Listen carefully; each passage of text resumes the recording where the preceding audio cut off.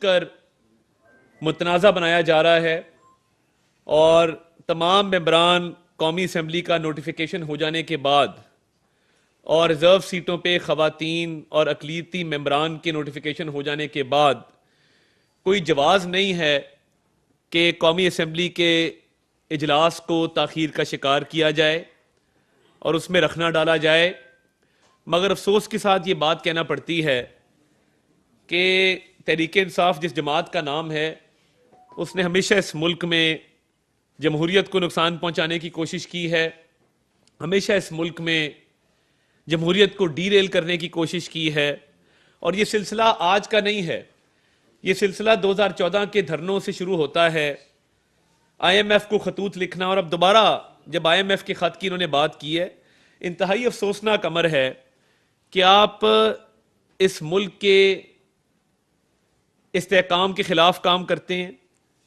جمہوریت کے استحکام کے خلاف کام کرتے ہیں، اور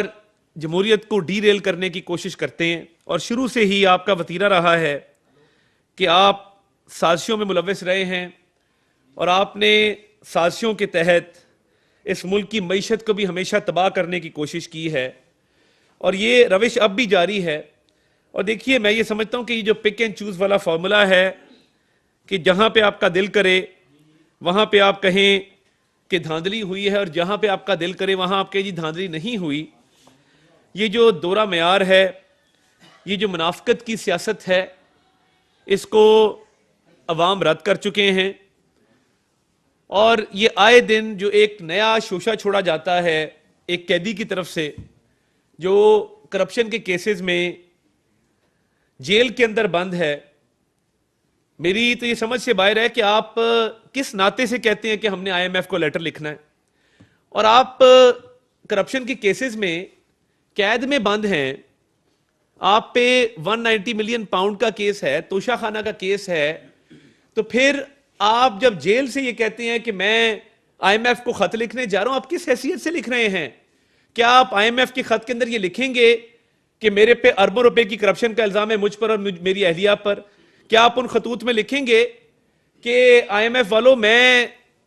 جو سربراہان مملکت ہمارے دوست ممالک کی طرف سے آتے تھے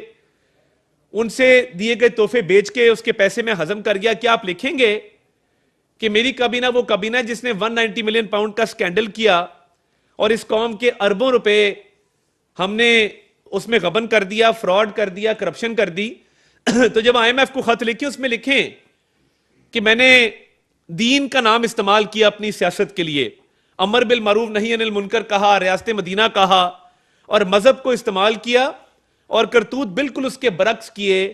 کہ جہاں پہ گھڑیاں بیچی گئیں، جہاں پہ 190 ملین پاؤنڈ کا ڈاکہ ڈالا گیا، جہاں پہ آپ نے اربوں روپے کے غبن اور کرپشن کی اس پنجاب کے صوبے میں کی، تو ان خطوط میں یہ لکھیے گا کہ میں ایک کرپٹ آدمی اور میرے پہ کیسز اور میں جیل میں بند ہوں۔ میں حیران ہوں کہ صدر مملکت عارف الوی صاحب جو ہمیشہ اپنے عہدے کے ساتھ زیادتی کرتے آئے ہیں اور وہ صدارت کے منصب سے انصاف نہیں کر سکے، انہوں نے اپنے حلف کے ساتھ انصاف نہیں کیا۔ بطور صدر مملکت آپ نے ایک حلف لیا ہے کہ آپ آئین پاکستان کے وفادار رہیں گے، آپ آئین کی پاسداری کریں گے۔ میں حیران ہوں کہ قومی اسمبلی کے اجلاس کے اوپر ابھی تک صدر مملکت کوئی فیصلہ نہیں کر سکے۔ ایک سمری صدر مملکت کو ارسال کی گئی وزیر اعظم ہاؤس کی طرف سے، جس میں کہا گیا کہ سوموار کو اجلاس جو ہے وہ کال کیا جائے 26 تاریخ کو، اس پہ عمل درآمد نہیں ہو سکا، اور صدر صاحب اجلاس بلانے سے گریزاں ہیں، اپنی آئینی ذمہ داری نبھانے سے گریزاں ہیں۔ اور دیکھیے، آئین کے اندر یہ بات درج ہے کہ آپ اجلاس نہیں بلائیں گے تو جب 21 دن کو، تو اس دن تو اجلاس آٹومیٹکلی اسپیکر کال کرے گا، کیونکہ آئین کے اندر درج ہے کہ 21ویں روز قومی اسمبلی کا اجلاس بلایا جانا ہے، اور وہ 29 تاریخ بنتی ہے، اور جب آپ 29 تاریخ کو دیکھیں گے کہ انشاءاللہ تعالی اجلاس ہوگا، ہم تمام ممبران قومی اسمبلی کے نوٹیفیکیشن ہو چکے، ریزرو سیٹ پہ خواتین کے نوٹیفیکیشن ہو چکے، مائنورٹیز کی سیٹس پہ مائنورٹی ممبران کے نوٹیفیکیشن ہو چکے، تو صدر صاحب صرف اور صرف جمہوریت کو نقصان پہنچانے کے لیے وہ پی ٹی آئی کے ورکر بنے ہوئے ہیں، وہ گوہر خان سے ملاقاتیں کرتے ہیں، وہ پی ٹی آئی کے اراکین ایوان صدر بلاتے ہیں، اور ایوان صدر اس وقت سازشوں کا ایک گڑھ بنا ہوا ہے. یعنی جب دل کرتا ہے تو کہتے ہیں میں نے جیل میں ملاقات کرنی ہے عمران نیازی سے، جب دل کرتا ہے ریاست مخالف بیانیے کو پروان چڑھاتے ہیں اور چڑھاتے رہے ہیں. اور میری سمجھ سے باہر ہے کہ آپ نے ایوان صدر میں رہ کے جو آپ کے بیٹے عواب الوی نے ایک امریکہ کی بھارتی نژاد لوگوں کی جو ایک ڈینٹسٹری کی فرم تھی اس کے ساتھ جو ایم او یو کیا، آپ بطور صدر اس میں شریک رہے. یہ میں نے میڈیا کے اپنے بھائیوں سے شیئر کیا، وہ امیج اگر آپ سائیڈ سکرین پہ بھی چلوا دیں کہ یہ آپ نے جو 700 کروڑ کا ایم او یو کیا اور 700 کروڑ بٹورے ان بھارتی نژاد امریکیوں سے جن کے ساتھ یہ ایم او یو سائن کیا گیا تھا، آپ بطور صدر آپ کا کیا یہ آپ کو زیب دیتا تھا؟ کیا آپ کا جو منصب ہے، آپ کا جو عہدہ ہے، یہ اس بات کی اجازت دیتا ہے کہ آپ اپنے بیٹے کے کاروبار کو فروغ دینے کے لیے ایک ایم او یو سائن کروائیں؟ اور وہ نجی نوعیت کا M O U governor house Karachi میں سائن ہوا. ڈاکٹر عواب الوی جو خود ڈینٹسٹ ہیں، وہ 700 کروڑ کا ایک ایم او یو کرتے ہیں برنگنگ سمائلز کے نام سے ایک کمپنی کے ساتھ، اور عارف الوی بطور صدر مملکت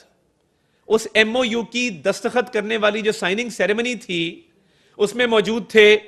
آپ نے اپنے عہدے کا غلط استعمال کیا، آپ نے اپنے اختیارات کا ناجائز استعمال کیا، اپنے بیٹے کو منافع پہنچانے کے لیے گورنر ہاؤس میں ایک M O U signing ceremony رکھی. وہ ایم او یو کسی موٹر وے کا نہیں تھا، کسی پاور پروجیکٹ کا نہیں تھا، پاکستان میں انویسٹمنٹ لانے کا نہیں تھا. وہ ایم او یو اپنے بیٹے کی کمپنی کا کسی اور کمپنی کے ساتھ تھا جس میں بھارتی نژاد امریکی موجود ہیں، اور 700 کروڑ روپے ان کے بیٹے نے کمانے تھے. تو عارف الوی صاحب نے بطور صدر مملکت وہاں پہ ان کی موجودگی آپ دیکھ سکتے ہیں، وہ تصویر ہے موجود ہے، گورنر ہاؤس کا ریکارڈ موجود ہے کہ وہاں پہ وہ موجود تھے. خود آپ کرپشن کریں 700 کروڑ کی اور جمہوریت کو ڈیریل کرنے کی کوشش کریں. ہم تو ڈیموکریٹک کنسالیڈیشن کی طرف جا رہے ہیں، ہم تو چاہتے ہیں کہ جمہوریت اس ملک میں مستحکم ہو، اس ملک کی معیشت کو استحکام جو ہے وہ ملے، اور اس ملک میں انویسٹمنٹ آئے، غربت کم ہو، بے روزگاری کم ہو. اور صدر صاحب وہاں بیٹھے سازشیں کر رہے ہیں، اور نہ صرف سازشیں کر رہے ہیں بلکہ ڈے ون سے جب بھی ان کو موقع ملا ہے، کوئی اہم اپوائنٹمنٹس کا معاملہ ہو، وہ اٹھ کے بھاگ کے جو ہے وہ زمان پارک جاتے ہیں.